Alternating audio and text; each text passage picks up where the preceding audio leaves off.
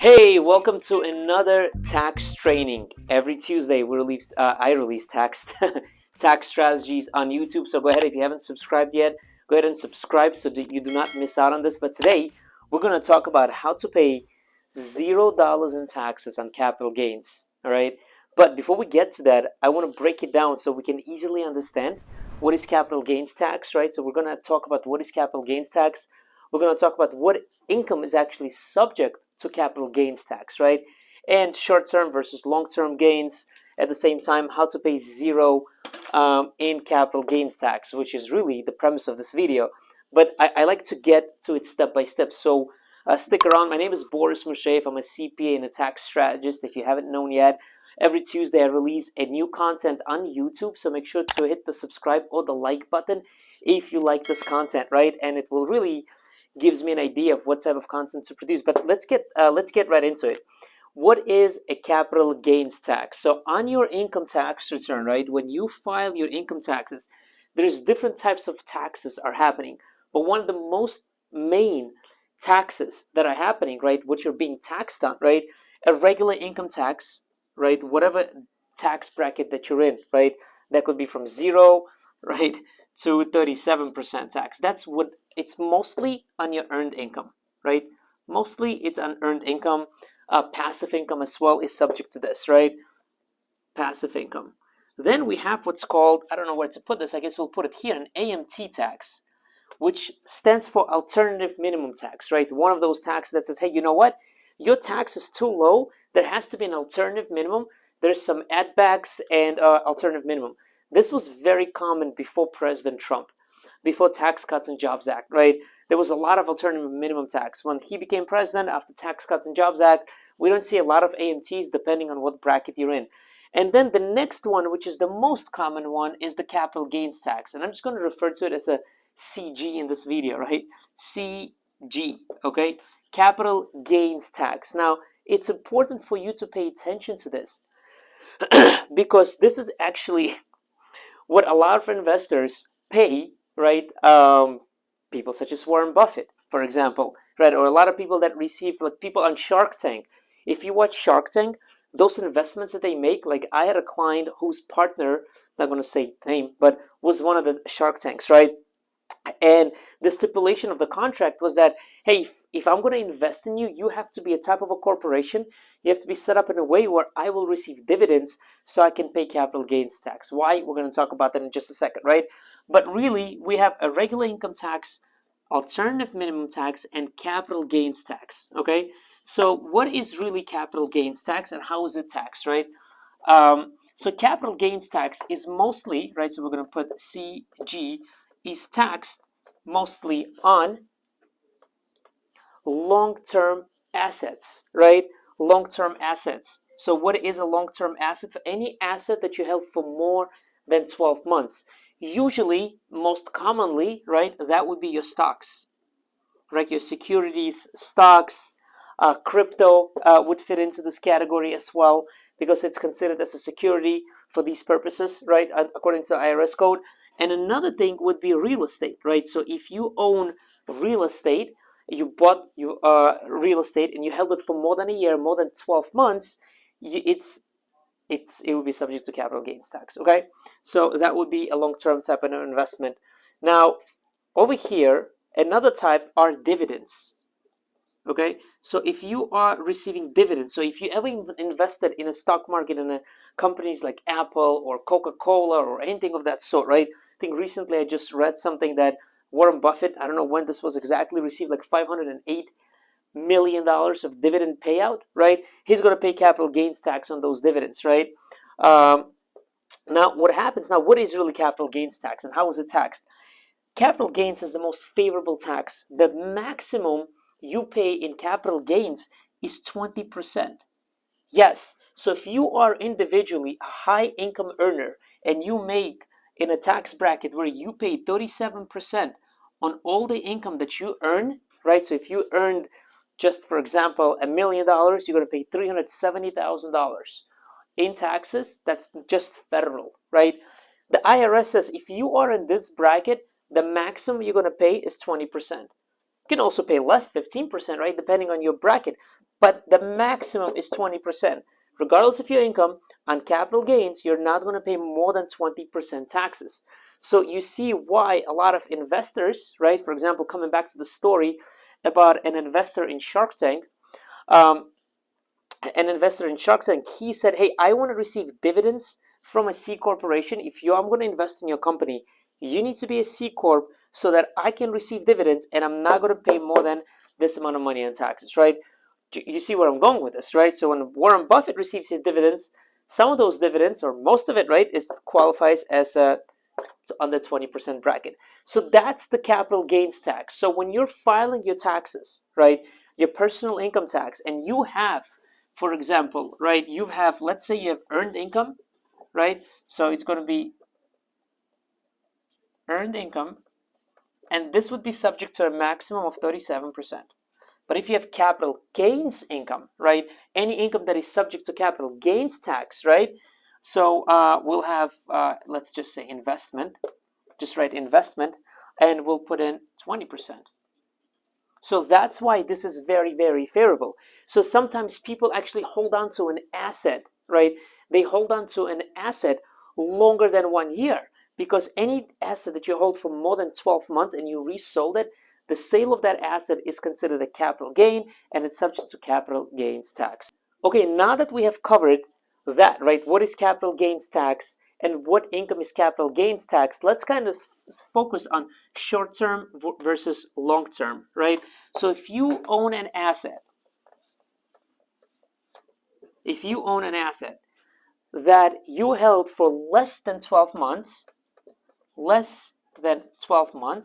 well, IRS says that is short-term. And you're going to pay regular income tax on it, and I'm just going to write, for the purpose of this video, earned income, right? It'll be considered as earned income for tax purposes, right? So you're going to pay the maximum of 37% tax on that. Okay, that's because it's short-term. That's why when you are making an investment, number one, you have to figure out, hey, how do I want my investment to be? What tax bracket that I'm in? Think about it this way. If you want to pay less in taxes or pay $0 in taxes, which we're going to get to right now, right? You have to properly plan for this, right? You really have to plan for this. And that is where you come in and be like, hey, I bought an asset. Do I want to hold it for less than 12 months, more than 12 months?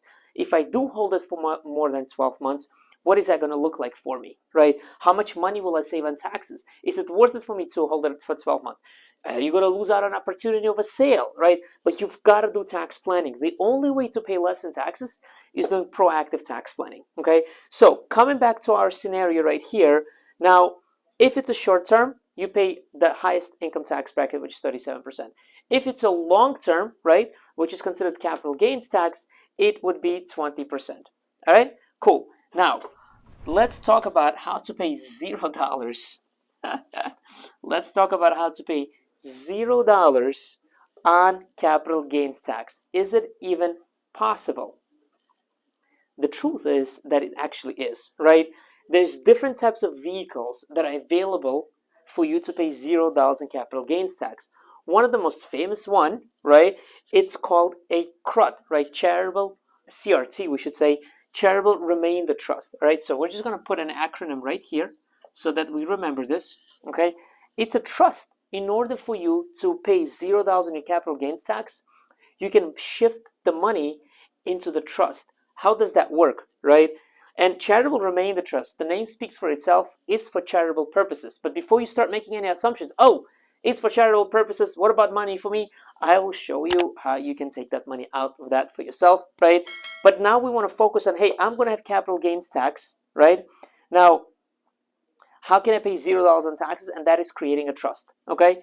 Now, by the way, mind you, that when I talk about capital gains tax can also be on the sale of the business.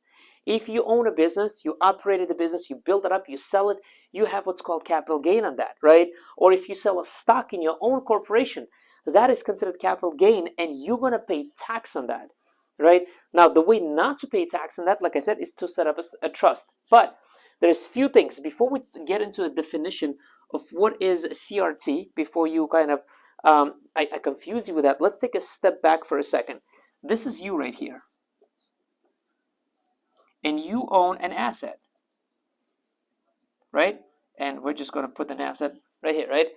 Now you've got a potential buyer, right? And buyer wants to buy this. Before this buyer transfers the money to you, you have to move the asset to the trust. You cannot do it after the fact. That's why planning is super, super important.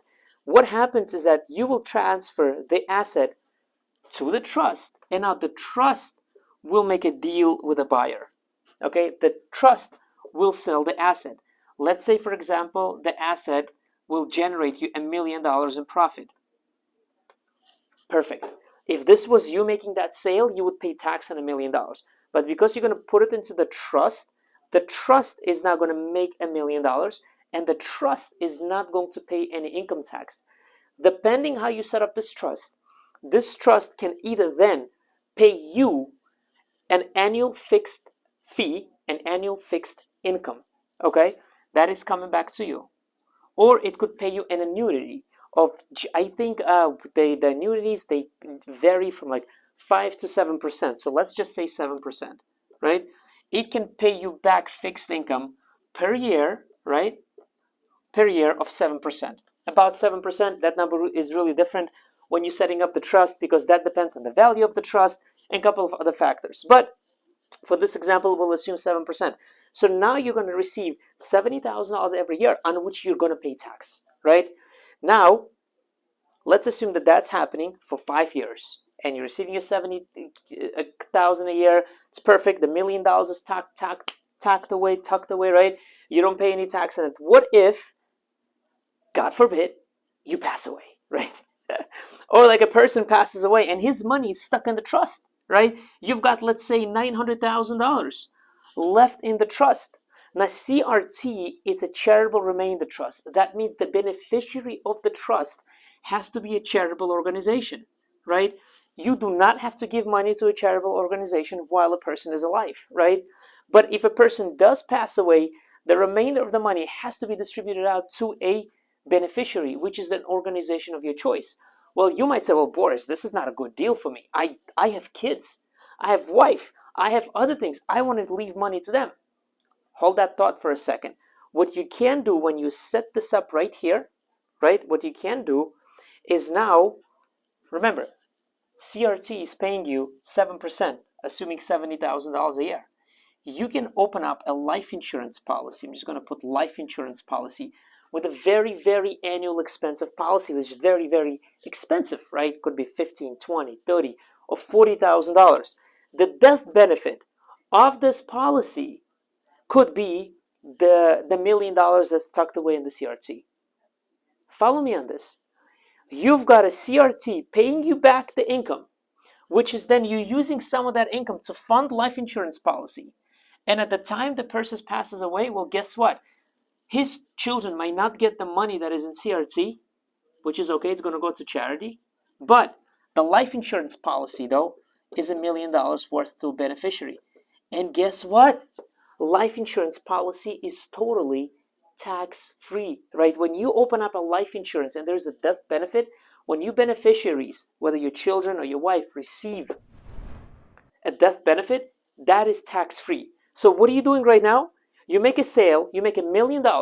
You don't pay any tax on it because you shift it to a trust. Now, trust has to give it to a charity when a person passes away, but the trust will pay this person an annual income, whether there could be a fixed income, fixed fee, or there could be an annuity.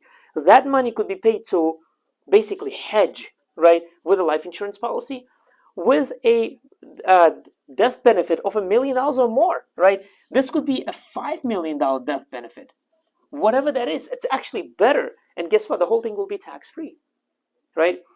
If, of course, you have like the estates, and not, the estate is not subject to the taxation, but that's a whole different game, ball game right there. But this is how you can avoid on capital gains tax. Now, you might say, well, Boris, what is considered capital gains tax for this purpose?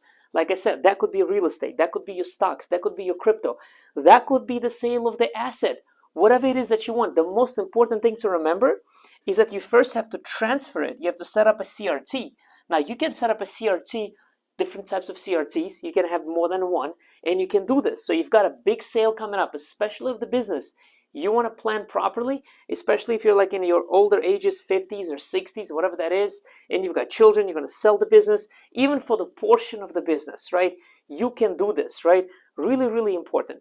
All right, now that you stayed this long watching me do this video for you, I have an extra bonus for you.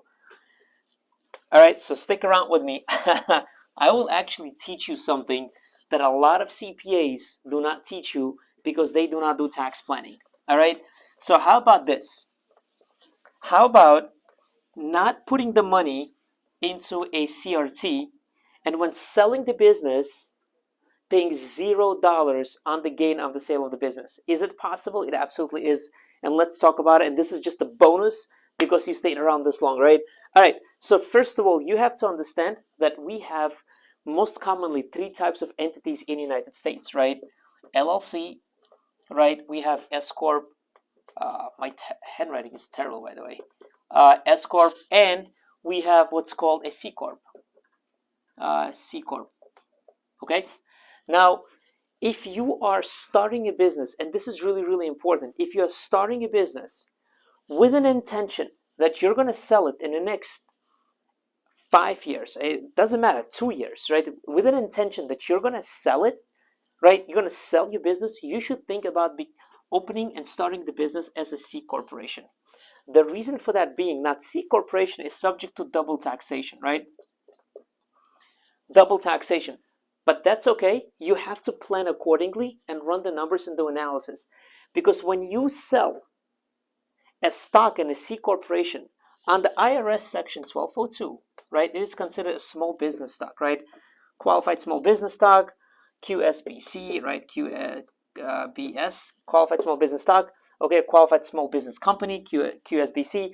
What happens under 1202, you do not pay any tax on a gain up to $10 million.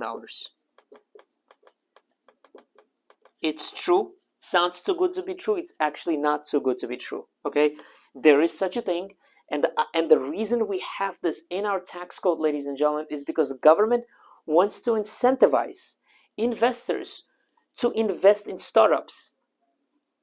Because when there are startups, there is taxes floating around, right? There's income being generated by a startup. Now, investor that invested in it, and then he turns around and sells the stock up to $10 million, it is tax-free. Now, you might say, well, Boris, I'm not an investor in a startup. I'm an investor in my own company.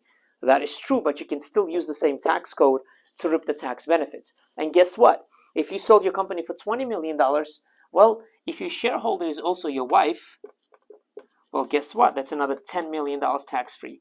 Now, there's certain qualifications, of course, for you to meet this, right? Qualification number one is you have to own the company for 5 years. Qualification number two, the assets of the company have to be less than $50 million. Now, you might say, well, Boris, if I'm going to sell the company in 2 years, that doesn't help me. It does. The IRS says, you know what? If you're going to sell the company in 2 years and not 5 years, you can take those proceeds and reinvest it back in a new startup. And that startup you can hold for 3 years. As long as you combine both of them for 5 years, bam, everything is tax-free. This is the most underutilized tax code, to pay zero capital gains tax on the sale of your business. Now, I'm currently working with a client. They are this big company in California, and they're actually going through a deal, right? They're going through a deal where they're acquiring another company, and they called me and said, Boris, how should we acquire this company? And they had the seller on the line. I'm like, I'm not sure if I can give this advice right now. I'm like, we've got another party on the line. Like, I can tell the seller how to sell it to you and pay $0, but you're not going to get any benefit because it'll be just like you buying a stock instead of you buying assets, which you can depreciate, right? It was interesting. But anyways, we're actually currently working on something like this, and we've done this for a few of our clients, and it's very much possible, right? We've set up the structures in this way. Now, you might say, well, Boris, I have an LLC. Can't I be an LLC to do this? You actually cannot. Unless you're an LLC that elected a C corporation status, that's okay. But if you are an S corporation right now, you cannot be like, you know what, I'm going to terminate my S corp status so I'm a C corp so I can do this. Once you're an S corporation, entity type is, so to speak, tainted, right? So it's no good. It has to be a brand new company with the issuance of a stock, whether it's a C Corp from the get-go or LLC converted to a C Corp, but not LLC to an S Corp to a C Corp. Okay, I hope this was helpful. This is a bonus. Obviously, there's a lot more to discuss here. I just wanted to throw it out there as a bonus to you. If you guys have any questions on this, let me know in the comments about this. I'd love to talk about this more. I'll probably do another video on this, which is the kind of full-blown scale. But I wanted to throw this out for you. Thank you, and until the next time. By the way, every Tuesday we release a video. Subscribe and hit the notification bell button so you know and notified when I do release the video. Until the next time.